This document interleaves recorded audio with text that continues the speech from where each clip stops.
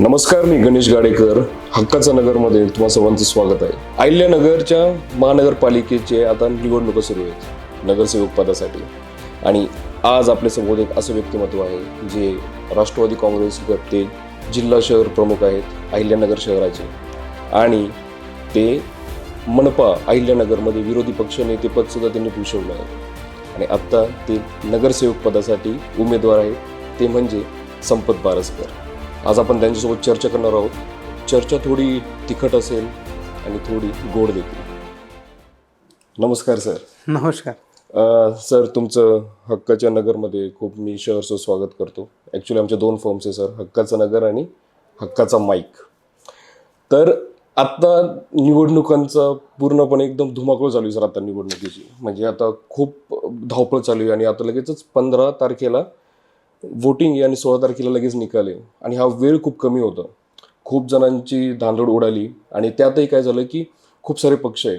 म्हणजे आज तुम्ही NCPचे जिल्हाध्यक्ष आहात, तुम्ही शहर जिल्हाध्यक्ष आहात तुम्ही, आणि तुमचेच म्हणजे राष्ट्रवादी काँग्रेस पार्टी शरद पवार गटाचे जिल्हाध्यक्ष असं म्हणतात ही जी निवडणूक आहे, आत्ताची जी नगरपालिकेची निवडणूक होती ती अशा पद्धतीने रंगवली की ती दडपशाही आहे. तर तुम्हाला काय वाटतं, कारण की तुम्ही दोघंही एकच हुद्द्यावर आहात आता? ठीक आहे, प्रत्येक व्यक्तीचं आपलं आपलं मत असतो आणि आपल्या आपल्या दृष्टिकोनातून ते नजरेतून ते बघत असतो. आणि त्यांची नजर जी असते ती पूर्ण समाजाची असते असं काही नसतं. शेवटी आपली नजर वेगळी, समाजाची नजर वेगळी. आणि समाजाची नगरकरांच्या नजरेने जर आपण पाहिलं तर नगरकरांचं आमच्यावर किती प्रेम आहे आम्ही काय सांगायची वेगळी आपल्याला गरज नाही. हो, पण आता हे जे AB फॉर्मचं जे एक झालं होतं आत्ता, म्हणजे एकदम शेवटच्या दिवशी पाहतो मी लोक, म्हणजे मी पहिल्यांदा असं पाहिलं होतं की नगरसेवक सुद्धा असे कन्फ्युज होते की नेमका आपल्याला AB फॉर्म मिळेल की नाही. आणि एवढे पक्ष होते त्यामध्ये, एवढा म्हणजे आपण जे म्हणतो की त्यात असं आहे का की जे विरोधी पक्षातले जे नगरसेवक आहेत किंवा जे हुद्द्यावरचे जे राजकारणी आहेत त्यांना कुठेतरी दाबलं गेलं, म्हणजे जे आत्ता तुम्ही जे स्टँडिंग जे गव्हर्नमेंटमध्ये आहेत त्यांच्याकडनं? नाही, असा काही विषय नसतो. शेवटी लोकशाही भारताची खूप मोठी आहे आणि हे सगळं संविधानानुसार सगळं चालतंय, कायद्यानुसार सगळं चालतंय. दाबण्याचं कुठंही प्रकार घडत नाही. आणि जो माणूस चुकीचं करत नाही तो दबन कशाला? एक पॉवर आहे तुमच्याकडे आत्ता, तुमच्याकडे स्टँडिंग आमदार आहे, म्हणजे संग्रामभाई जगताप, तुमच्याकडे स्टँडिंग एक पॉवर आहे तुमच्याकडे. आणि एक तुम्ही राष्ट्रवादीचं एक वलय सुद्धा इथे बनवलेलं आहे. तर ह्याचा विरोधकांना फटका बसत असेल? आमच्याकडं 100% पॉवर आहे. ते पॉवर म्हणजे एक आमचे समजा या अहिल्यानगर शहर जिल्ह्याचे आमदार आहेत आदरणीय संग्रामभाई जगताप. आणि सगळ्यांचीच त्यांच्या सकट आमच्या सकट आमच्या सगळ्यांची पॉवर आहे ना आमच्याकडं, फुल पॉवर आहे. ती पॉवर जनतेची आहे आमच्याकडं. त्याच्यामुळे आम्हाला दुसऱ्या पॉवरची काही गरज नाही. एवढी मोठी पॉवर आमच्या संघ असताना काय विचार करायचं काय कारण नाही. मग प्रभाग क्रमांक 1 मध्येच असं का झालं की तुम्ही 4 उमेदवार दिले आणि भाजपने सुद्धा त्यांचा 1 दिला? आता कसं होतं की शेवटी पक्ष संघटना असते. पक्ष संघटनेत काम करत असताना राजकीय नेते मंडळी असतात. शेवटी आज आमदार संग्रामभाई जगताप आणि खासदार डॉक्टर सुजय विखे पाटील हे दोघंजणं या अहिल्यानगर शहर आणि जिल्ह्याचं नेतृत्व करतात. आणि नेतृत्व करत असताना कुठेतरी कार्यकर्त्यांना न्याय द्यायचा विषय असतो. आणि हा न्याय देताना समजा आमच्या ठिकाणी आम्हाला असं वाटतं की आमच्यासाठी बऱ्याच वर्षासाठी लोकांनी काम आमच्यासोबत केले आणि कुठेतरी सामान्य कुटुंबातील सदस्याला त्या ठिकाणी संधी आमच्यामार्फत देण्यात आली पाहिजे. त्या संधीचं आम्ही देण्याचं काम केलं. आणि त्यांना कुठेतरी असं वाटलं असेल की त्यांच्या पक्षाच्या सदस्याला त्यांना संधी द्यायची असेल म्हणून त्यांनी संधी दिलेली. आणि काही नाही, हरकत नाही. शेवटी राजकारणात हे सगळ्या गोष्टी चालूच असतात, त्याला काही नसतं. शेवटी त्यांना त्यांचे कार्यकर्ते टिकवायचेत किंवा त्यांना सहकार्य करायचं आहे. आम्हाला आमचा मित्र परिवार टिकवायचा आहे, त्यांना सहकार्य करायचं आहे. ह्यामध्ये कुठे शक्ती प्रदर्शनाचं एक तुम्हाला वाटतं का की हे एक स्वतःची एक पॉवर दाखवण्याचं एक? सगळ्यात मी प्रामुख्याने सांगितले की आमची जी पॉवर आहे ही जनता आहे.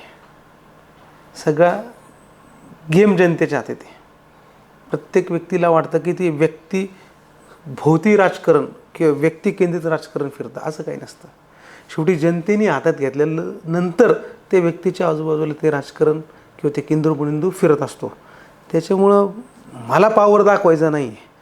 पॉवर जनतेला आमच्या भागाच्या विकास कामाला जनता दाखवणार आहे. कमी वयामध्ये राजकारणात आलात, इव्हन आत्ता पण तुमचं वय खूप कमी आहे. तुम्हाला कुठली राजकीय पार्श्वभूमी होती? राजकीय पार्श्वभूमी तशी नाही आहे, म्हणजे असं काही एवढी खास पार्श्वभूमी नव्हती. आमचे चुलते होते ते स्वर्गीय दत्तशेठ बारसकर, ते राजकारणात शिवसेनेमध्ये काम करायचे. आणि सुरुवात कशी केली होती मग तुम्ही?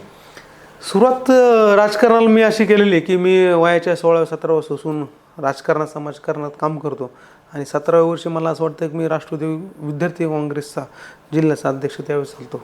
त्यावेळेस मी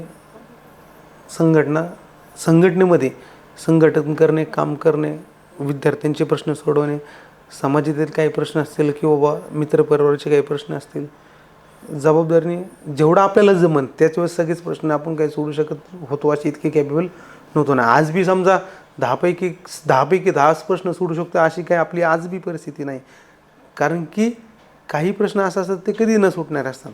पण आपलं प्रामुख्यानं मत असतं की बुवा ते 10पैकी 10 प्रश्न सोडवण्याचा आम्ही प्रयत्न करत असतो.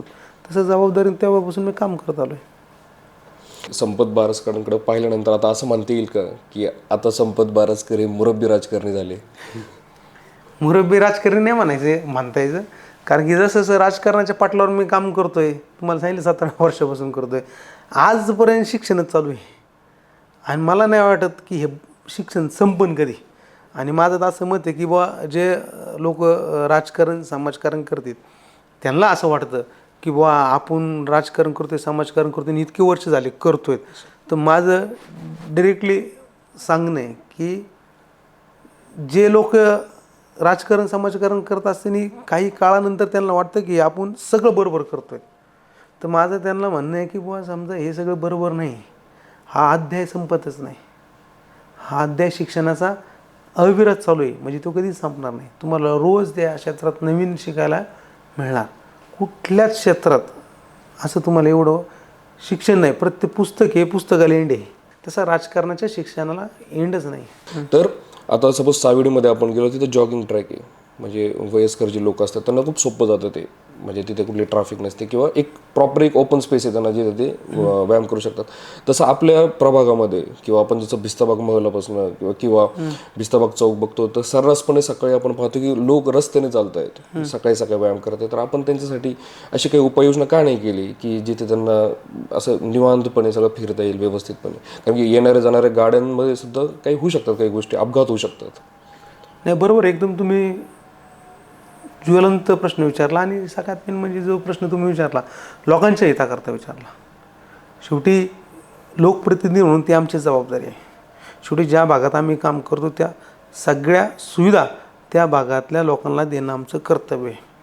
ते फक्त माहिती म्हणून तुम्हाला सांगतो की कॉटेज कॉर्नरच्या परिसरामध्ये आपण एक जॉगिंग ट्रॅक टाईप केलेला आहे. तो छोटा आहे, पण तो जॉगिंग ट्रॅक जर आपण कधी व्हिजिट केली किंवा आता तुमची समजा मुलाखत संपली कदाचित तुमची व्हिजिट करा, तर त्या ठिकाणी आपण जॉगिंग ट्रॅक, छोटा जॉगिंग ट्रॅक आहे, म्हणजे लय मोठा नाही पण चांगला आहे, मोठा, म्हणजे कॉलनीतले लोक फिरू शकतात.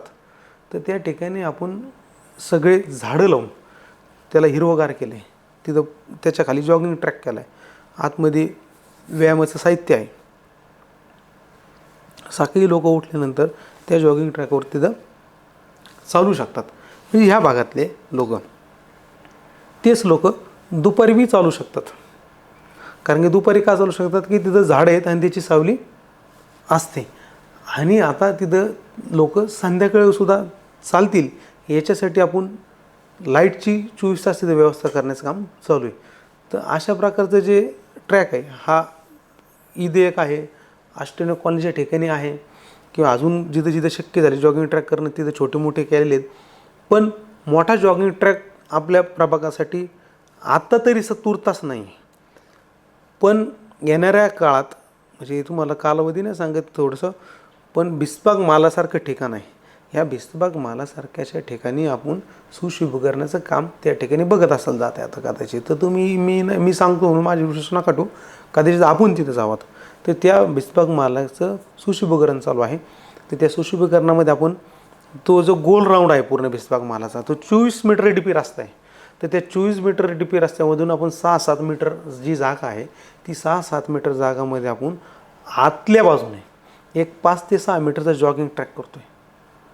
आणि तो जॉगिंग ट्रॅक ह्या धर्तीवर करतो आहे की त्या जॉगिंग ट्रॅकवर चालताना सकाळी चालताना माणूस पहाटे 5 वाजल्यापासून चालू शकतो, उन्हाळ्याच्या दिवसात दुपारी चालू शकतो. माता, भगिनी, महिला यांच्या सुरक्षतेसाठी त्यांना जर वाटलं की पहाटे 4ला जरी फिरायचं आपल्याला आणि रात्री 8ला जर त्या ठिकाणी फिरायचं आहे, तर तशा प्रकारची सुविधा देण्याचं काम आपण तिथं करतो आहे. आणि त्याचं नियोजन, त्याचं 3D, त्याचा व्हिडिओ बी माझ्याकडे आहे. हा येणाऱ्या काळात जॉगिंग ट्रॅक अहिल्यानगर शहरामधला सगळ्यात सुंदर आणि सगळ्यात सुविधायुक्त हा जॉगिंग ट्रॅक होणार आहे. आणि सगळ्यात मोठं त्याचं जे अंतर असतं ते सुद्धा सध्या सगळ्यात मोठं अंतर होणार. आणि एक ऐतिहासिक वास्तू आहे ती ऐतिहासिक वास्तूसुद्धा तिला सुद्धा बनवण्याचं कामसुद्धा ऐतिहासिक चालू आहे. म्हणजे तिथं आल्यानंतर तुम्हाला फक्त जॉगिंग, वॉकिंग हा पार्ट तर वेगळा राहिला. तिथं आल्यानंतर तुम्हाला एक वातावरणात बदल झालेला आपोआप जाणवल. पण ते होईल तो 100%. की पुढच्या इलेक्शनची वाट पाहावी लागेल? नाही, पुढची मी तुमच्या जो तुम्ही शब्द यूज केला त्याला एकच उत्तर आहे माझं. मी माझ्या प्रभागातल्या नागरिकांना तुमच्या माध्यमातून सांगतो, जसं इथून मागं मी सावडी कचरा डेपोचा विषय होता. तो विषय काय होता बरं एकदा सांगा.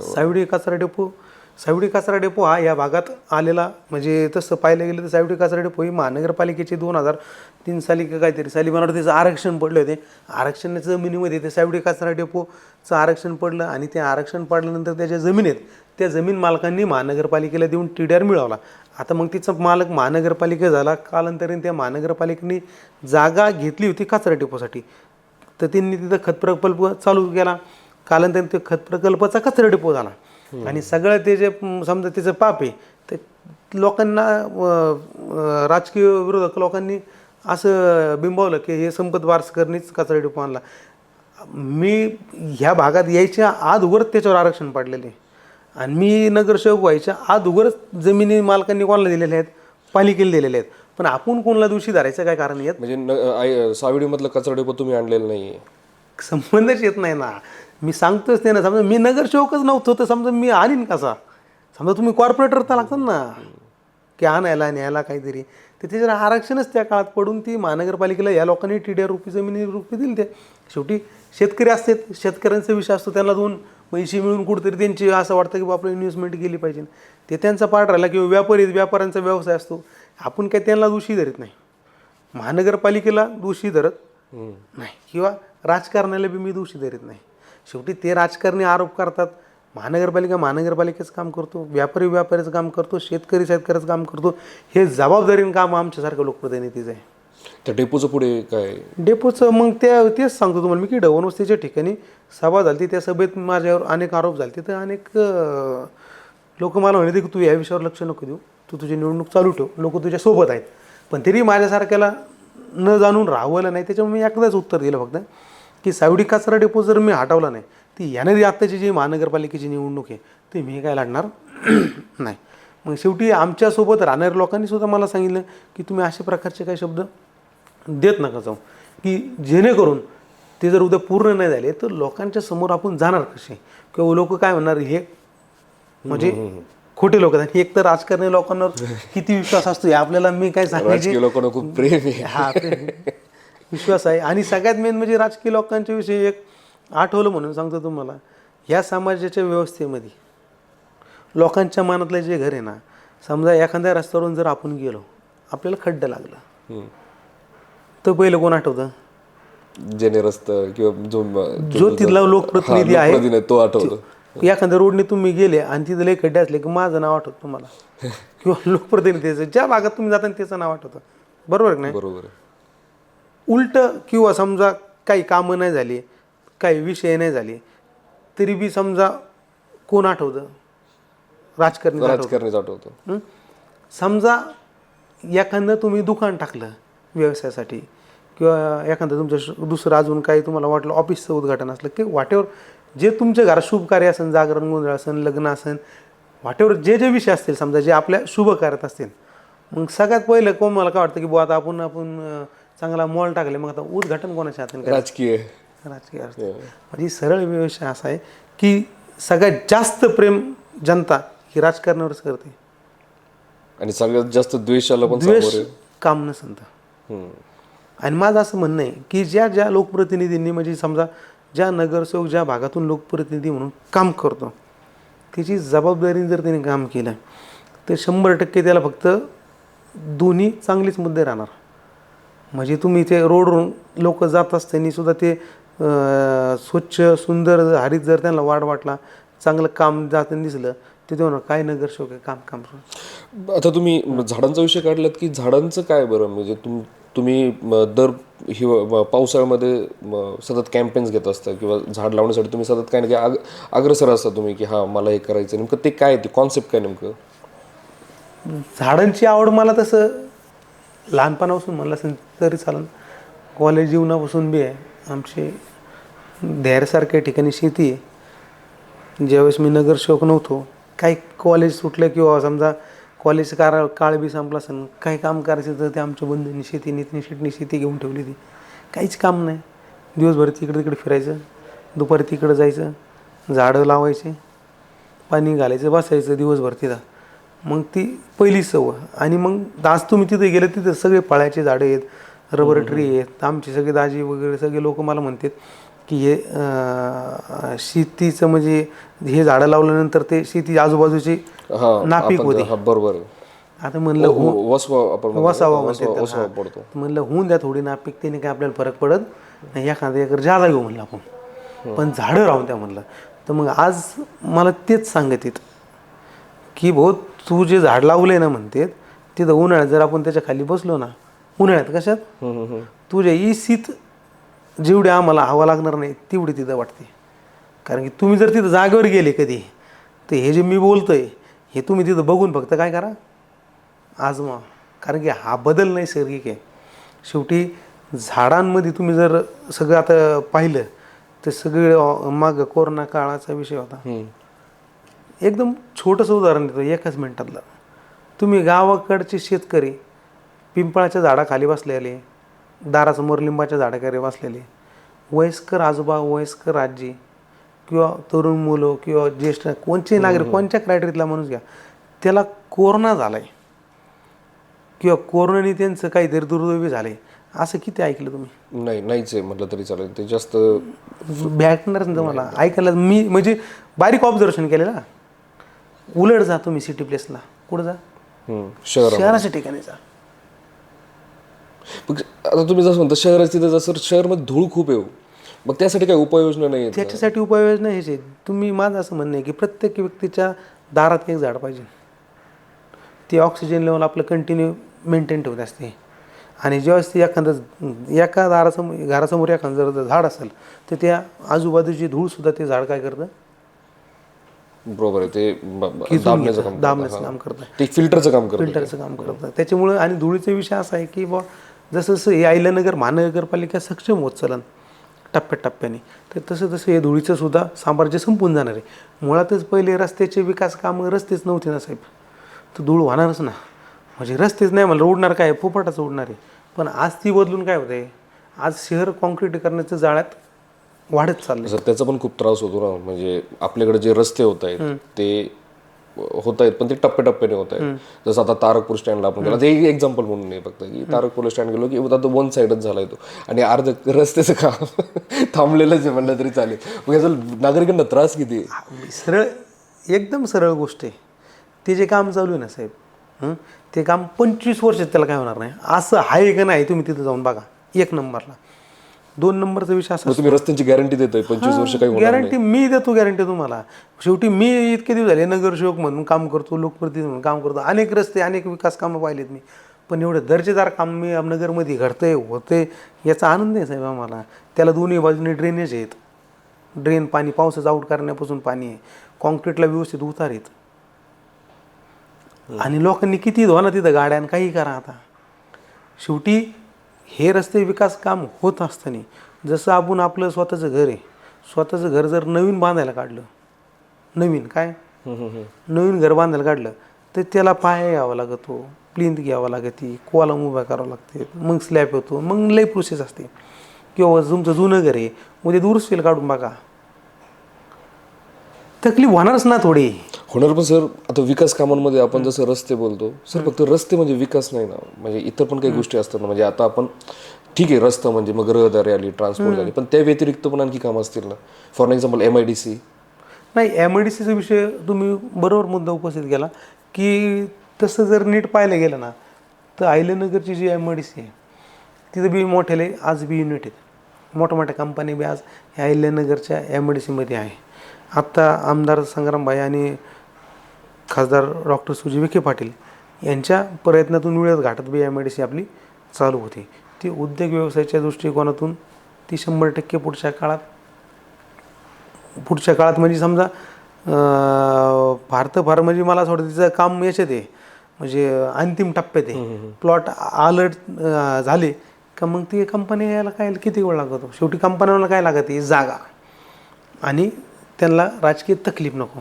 आणि सध्या अहिल्यानगर शहराचं आणि जिल्ह्याचं वातावरण एकदम पोषक आहे सगळ्या गोष्टी वाढण्यासाठी. आणि सुपासारखी MIDC वाढते आज, किंवा चाकण घ्या तुम्ही, रांजणगाव वाढती, तर त्याप्रमाणे नगरची सुद्धा MIDC ही डेव्हलप करण्याचं काम चालू आहे. नवीन जागा अजून MIDCला मिळते का याच्यासाठी सुद्धा आमदार संग्रामभाई जगताप यांचे प्रयत्न चालू आहेत. आणि मी हे तुम्हाला खात्रीशीर सांगतो की हे सगळं पोषक वातावरण आहे. आणि ह्या पोषक वातावरणामध्ये शेवटी तुम्ही जे सांगतात तसे प्रकल्प आम्ही उभा करण्याचा आमचा मानस असून आणि ते आम्ही उभे करू. जसं आता एक रस्ते तुम्ही बोललो सर, आणखी अशी कुठली विकास कामे ज्याला तुम्ही वैयक्तिक प्राधान्य देता ॲज अ नगरसेवक? मी वार्डाचं जर मला विचारलं तुम्ही तर वार्डामध्ये मी ॲज अ नगरसेवक म्हणून मी डायरेक्ट अजेंडा घेतलेला आहे की स्वच्छ सुंदर हरित प्रभाग करायचा आहे. म्हणजे जसं मी तुम्हाला एकाच वाक्यात सांगितलं की सावडी कचरा डेपो मी हटवला नाही तर निवडणूक लढणार नाही. आता मी नवीन अजेंडा घेतलेला आहे की स्वच्छ सुंदर हरित जर प्रभाग माझा झाला नाही तर पुढची निवडणूक मी लढणार नाही. तुम्ही ऑन कॅमेरा? हां, मग ऑन कॅमेराच बोलतो मी, काय ते ऑफ बी थोडी बोलतो. तेवढी गॅरंटी आहे ना मला माझ्यावर की आपण ते लोकांसाठी समाजासाठी एवढं जर आपल्याला प्रेम लोकांनी दिलेलं आहे तर आपण बी जबाबदारी स्वीकारली पाहिजे ना साहेब. मी माझ्या राजकीय जीवनामध्ये मला जर एखाद्या कॉलनीत एखाद्या भागात जर कुठे जर बोलवलं तर त्या ठिकाणी जर रस्ता चांगला नसेल किंवा कुठले विकास काम करायचं असेल तर मी त्यांना कधीच सांगत नाही की ते माझ्याच्याने होणार नाही. मी फक्त काय सांगत असतो त्यांना, ठीक आहे तुमचं काम करून देतो. म्हणजे याच्यावर हे बी सांगतो तुम्हाला मी की इथून पुढच्या काळात मी लोकांना कॉलनीत सांगत होय की तुमचं रस्त्याचं कामाच्या तारखा टाकू, ओपन स्पेसच्या कामाच्या तारखा टाकू आणि त्या तारखेच्या आत कागद तयार करून आणि काम करून देण्याची जबाबदारी माझी. अशा प्रकारचं काम सध्या मी वार्डामध्ये करतो आहे.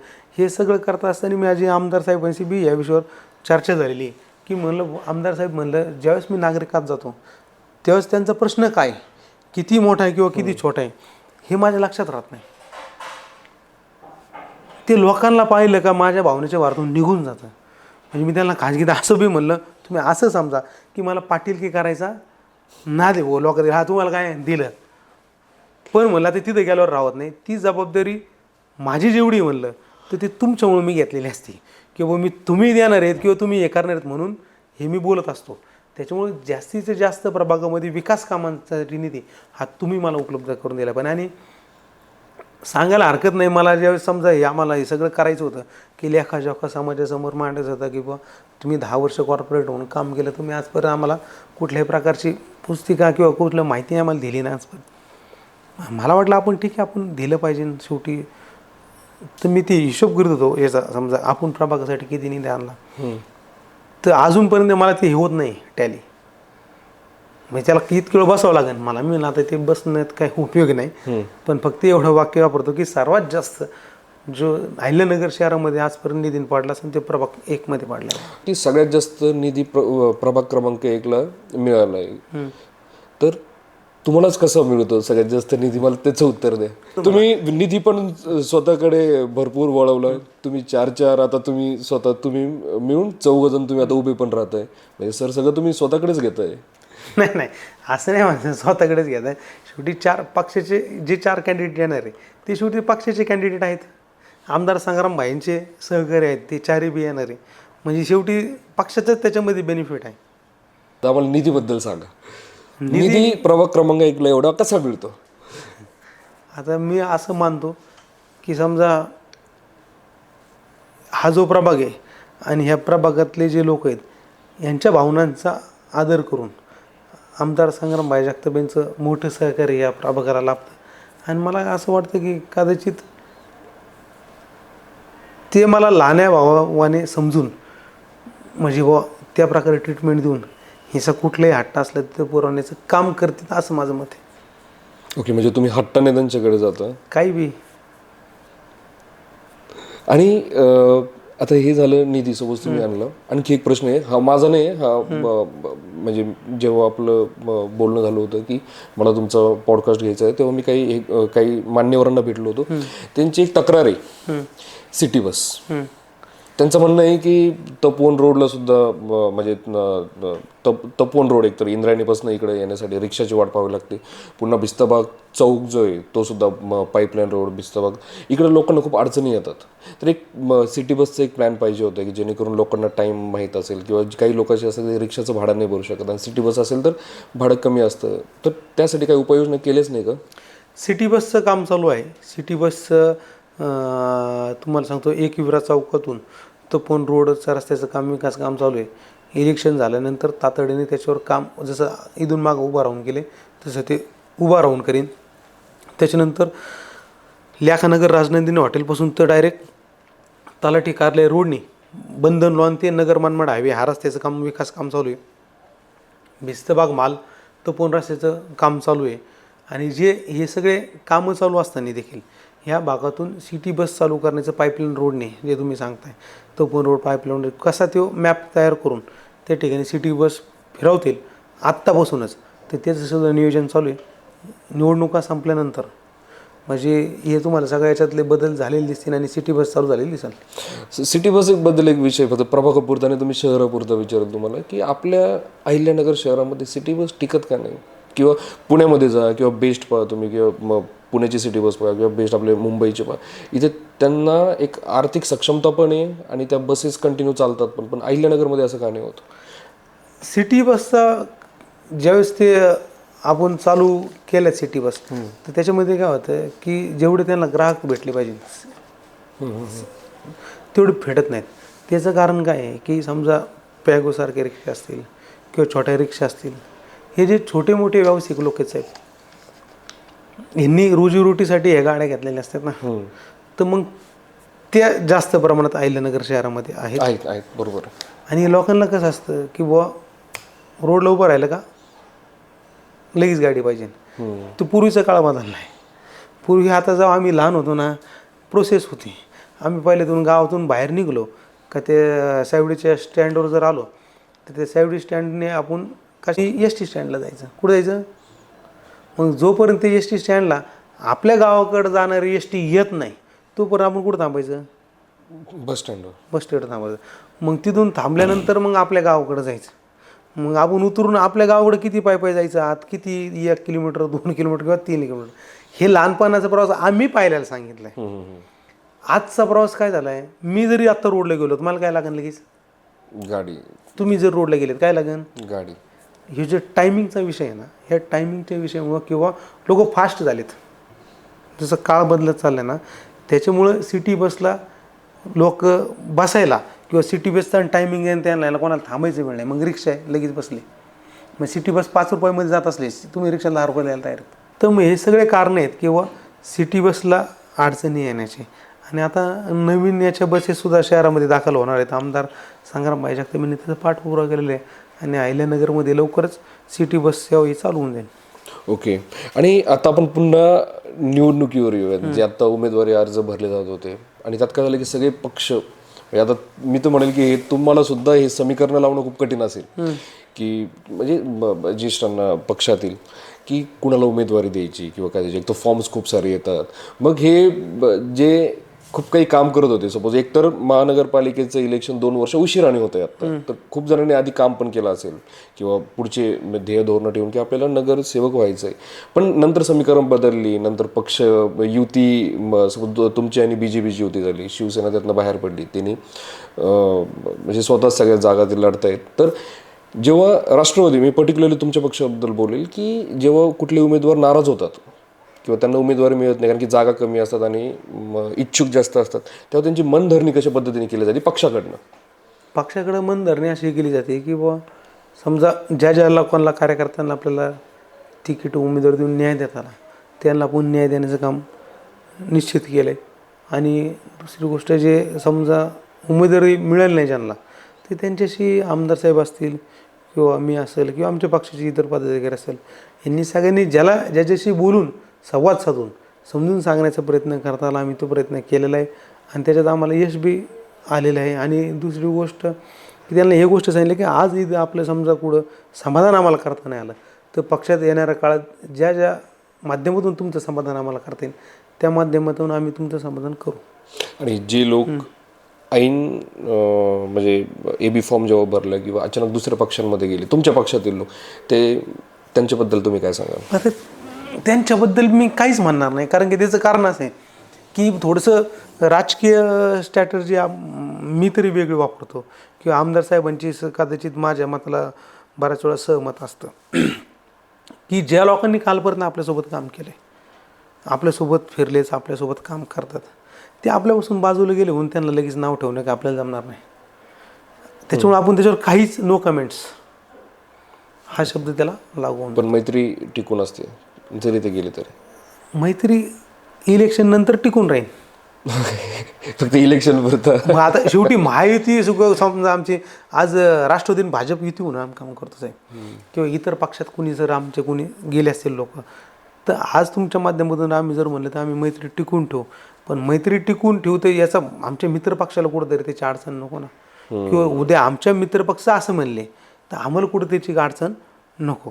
त्याच्यामुळे आमची मैत्री 15 तारखेच्या 5:30-6:00 नंतर मैत्रीत आपण रूपांतर करू त्याचं. ओके. आता तुमचा पूर्ण फोकस आता प्रभाग क्रमांक 1 पुरता आहे की तुम्ही आता जिल्हाध्यक्ष असल्यामुळे शहराचे तुम्हाला इतर ठिकाणी पण जावं लागतं?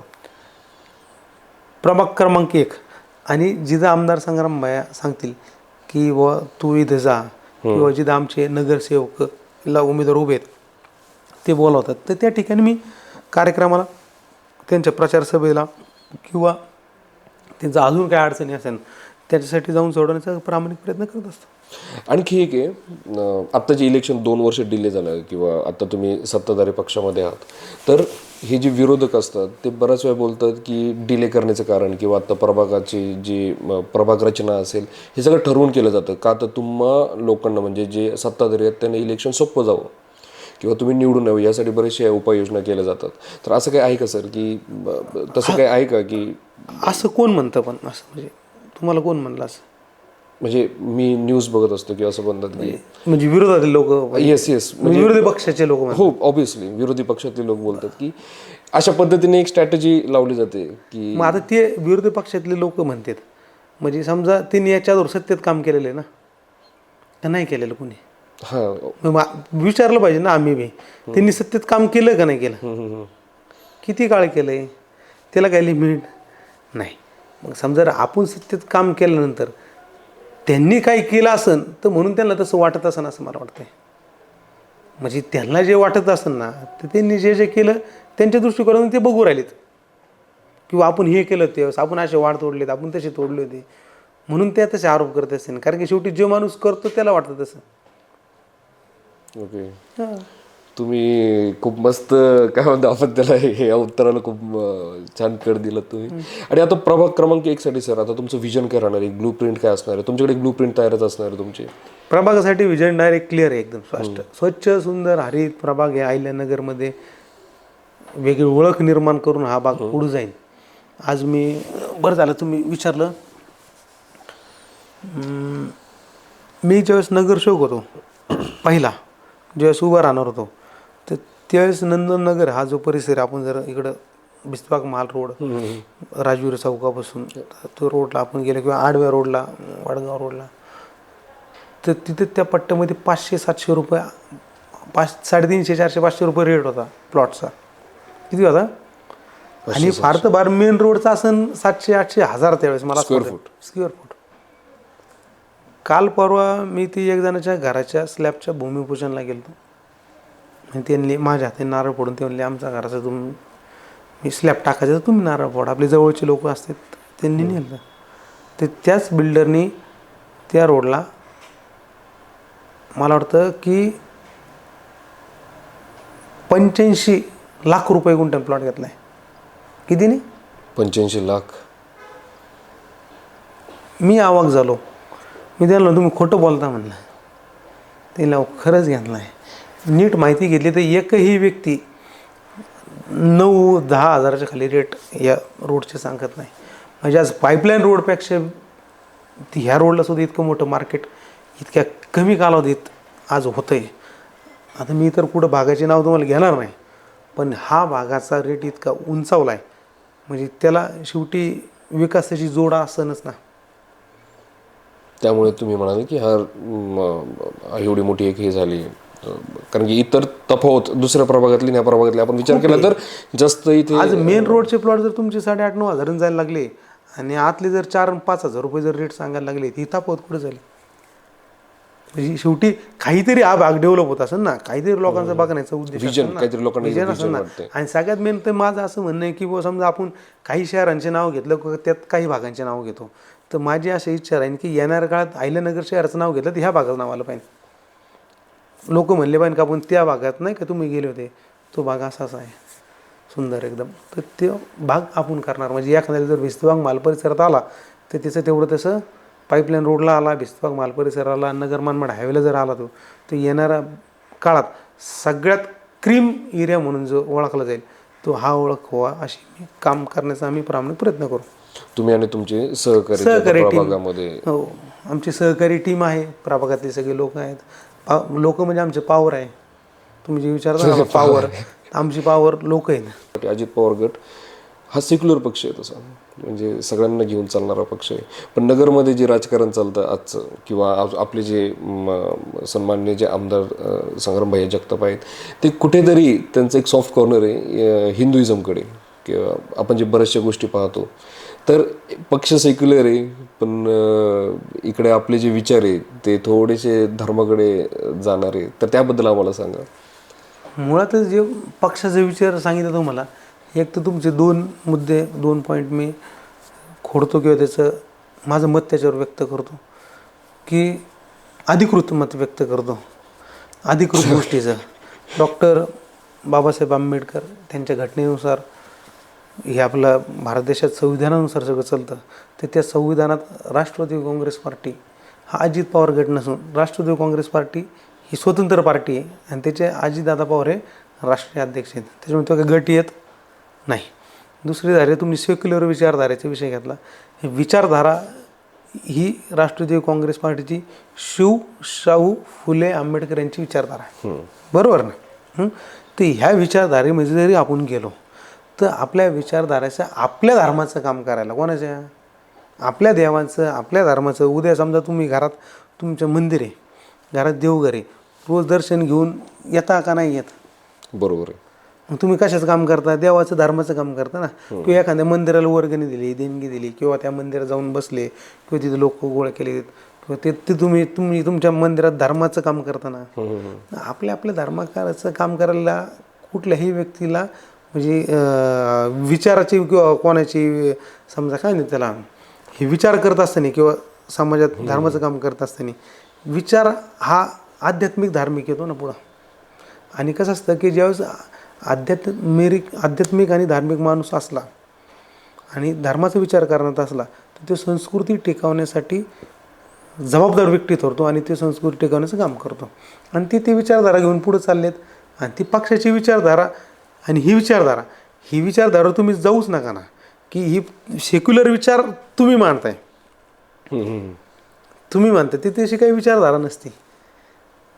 शेवटी पक्ष पार्टी हे लोकांसाठी काम करते, म्हणजे माणूस म्हणून माणसासाठी काम करते. आणि प्रत्येक व्यक्तीला आपलं आपलं काम करण्याचा अधिकार आहे, असं काहीच नाही. क्या बात आहे. तुम्ही 2 मुद्दे सुरुवातीचे मला आवडले तुमचे. तुम्ही जो पार्टीचं पहिलं एक विश्लेषण दिलं, मी जसं अजित पवार गट बोललो, तुम्ही सांगितलं की ते राष्ट्रवादी काँग्रेस पार्टी ती एकच आहे. आणखी एक आहे, म्हणजे जेव्हा कोणी आयुक्तांकडे जातं त्यांचे मुद्दे मांडण्यासाठी, तुम्ही पण जाता आतमध्ये आणि तुम्ही घोषणाबाजी करता. म्हणजे तुम्ही त्यांना बोलू देत नाही. ते बिचारे त्यांचे मतं घेऊन जातात, ते काहीतरी घेऊन जातात, तुम्ही त्यांच्या मागे जाऊन उभे राहता आणि तुम्ही जोरजोराने घोषणाबाजी करता. ही दडपशाही आहे. हे काय नक्की प्रकरण काय, किंवा तुम्ही असं का करता सर? आता तुम्ही जे बोललेत ना समजा, ते काय दडपशाहीचा काय प्रकार वगैरे तसं काय विषय नाही. जर दडपशाहीच जर असते, दडपशाहीसारखा तो प्रकार असता, तर आम्ही उभे आहेत आणि ते खुर्चीवर बसलेले आहेत. मग दडपशाही कोणाची आहे? मग ते तुमच्या आधी आली होती ना. कोण म्हणलं तुम्हाला आधी आलते? समजा आधी ते आमच्या तिथं आलते असं तुमचं म्हणणं आहे, तर समजा मग ते तिथं आधी आलेत, मग त्यांनी बी समजा विचार करायला पाहिजे ना की आपण जर कोणते प्रश्न समाजासाठी घेऊन गेलो, आपला प्रश्न काय, आपण काम काय करतो, तर तिथे जिने तिने आपला विचार करून ते काम केलं पाहिजे ना. आणि शेवटी राजकारणामध्ये हे सगळे अँगल असतातच ना, तर राजकारण कशाला म्हणतात? या सगळ्या गोष्टी कराव्याच लागतात. नाही करावं लागत हो. दडपशाही कुठं केली आम्ही? नाही दडपशाही नाही, पण हे असं जसं तुम्ही ऐकता दडपशाही ऐका ना, दडपशाही आपण करणार नाही, कारण की आपण लोकशाहीमध्ये काम करतो. कुठं करतो? लोकशाहीमध्ये. याला दडपशाही थोडी म्हणतात. शेवटी ते त्यांचं निवेदन घेऊन गेले, आम्ही आमचं निवेदन घेऊन गेलो. कदाचित त्यांच्या निवेदनाला अजून 3 तास लागणार होते चर्चा करायला, बरोबर नाही? बरोबर. आता जर एखादा राष्ट्रीय नेत्यावानी जर काही सांगत असेल तर त्याला वेळ लागणार ना साहेब. आपलं काय, आमचं छोटं वार्डापुरतं काम आहे. आपलं लोकांचे प्रश्न घेऊन गेलो, घरपट्टी, पाणीपट्टी वाढलेली किंवा जे विषय होते ते घेऊन गेलो तुम्ही. ते काय विषय नाही, दडपशाहीचा काय प्रकार येत नाही आणि दडपशाही आपण कधीच कोणावर करणार नाही. आणि तुम्हाला अहिल्यानगरच्या जनतेबद्दल काय वाटतं? म्हणजे एक आता जसं आपण विकास कामांवर बोलतो किंवा एक जनता म्हणून तुम्ही कसं बघता अहिल्यानगरच्या जनतेला ओव्हरऑल?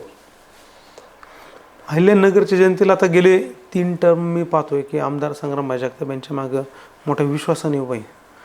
आणि आज या महानगरपालिकेच्या मागं देखील ते आमदार संग्रामभाई जगताप आणि खासदार सुजय विखे पाटील यांच्या मागं उभं राहतील असं मला या ठिकाणी निश्चित वाटतं.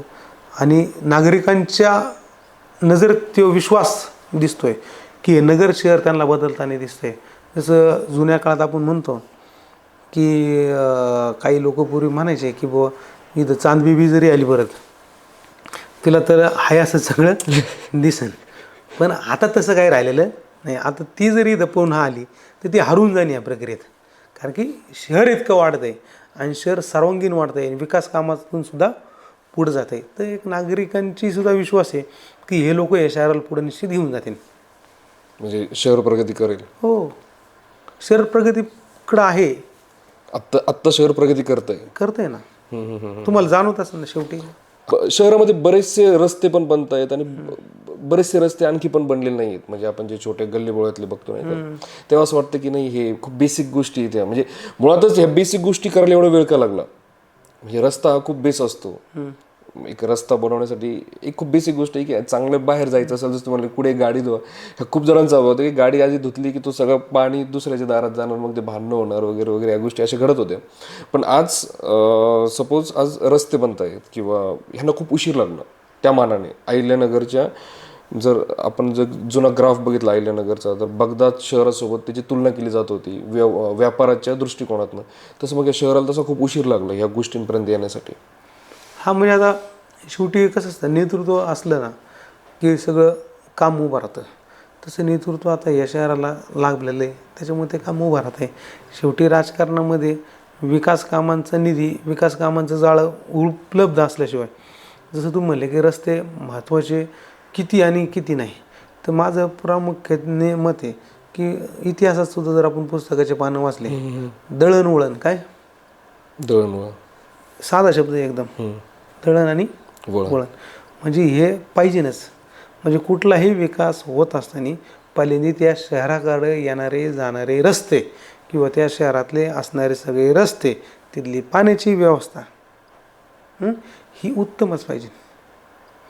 ती जर उत्तम असेल तर त्या ठिकाणी लोकवस्ती 100% उभा राहते आणि व्यवसाय बी मोठ्या प्रमाणात उभा राहतो.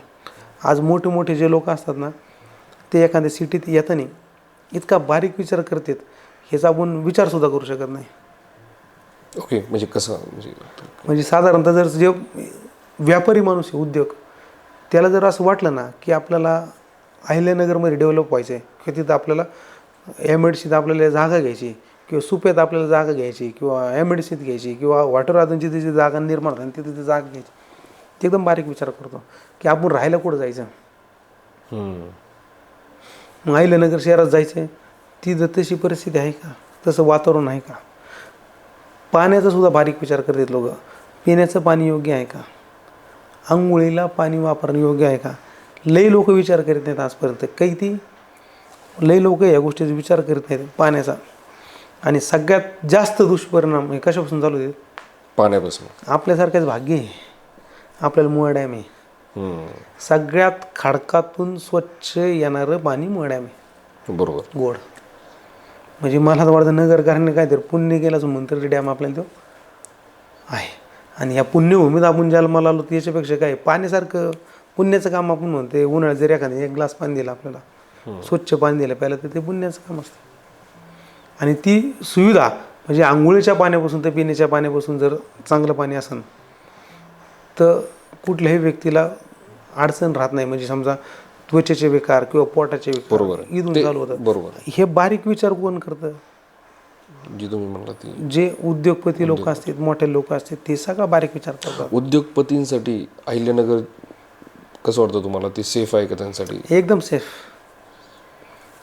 एकदम सेफ. हे मी सांगतो तुम्हाला क्लिअर कट की हे जे सध्या अहिल्यानगर शहर आणि जिल्ह्याचं वातावरण एकदम सुंदर वातावरण आहे. ह्या वातावरण सगळ्या गोष्टीसाठी पोषक आहे. विकास कामांपासून तो उद्योग व्यवसायासाठी सगळ्यात पोषक वातावरण असेल तर अहिल्यानगर. संपतदादा, आत्ता प्रभाग क्रमांक 1 मधील नागरिकांना तुम्ही काय आव्हान कराल? काय नाही, मी प्रभाग क्रमांक नागरिकांना एक आव्हान करेन की आता येणारी निवडणूक आहे, या येणाऱ्या निवडणुकीला 15 तारखेला आपण घड्याळ या चिन्हासमोरून बटन दाबा. घड्याळ बटन दाबलं का विकासाला गती अधिक मिळेल असे मी तुम्हाला शाश्वती या ठिकाणी 100% देतो. आत्ता जो प्रभागाच्या विकासाचा जो स्पीड आहे ह्याचा दुप्पट करून येणार 5 वर्षाच्या आत प्रभाग सर्व समस्यामुक्त करून टाकू. खूप खूप चांगलं वाटलं. आणि असंच तुम्ही काही ना काहीतरी क्रिएटिव्ह काही ना काही करत राहावं. आता येणाऱ्या निवडणुकीमध्ये अपेक्षा करूयात की तुम्हाला एक चांगला निकाल मिळेल. आणि थँक्यू सो मच सर, तुम्ही आम्हाला वेळ दिलात.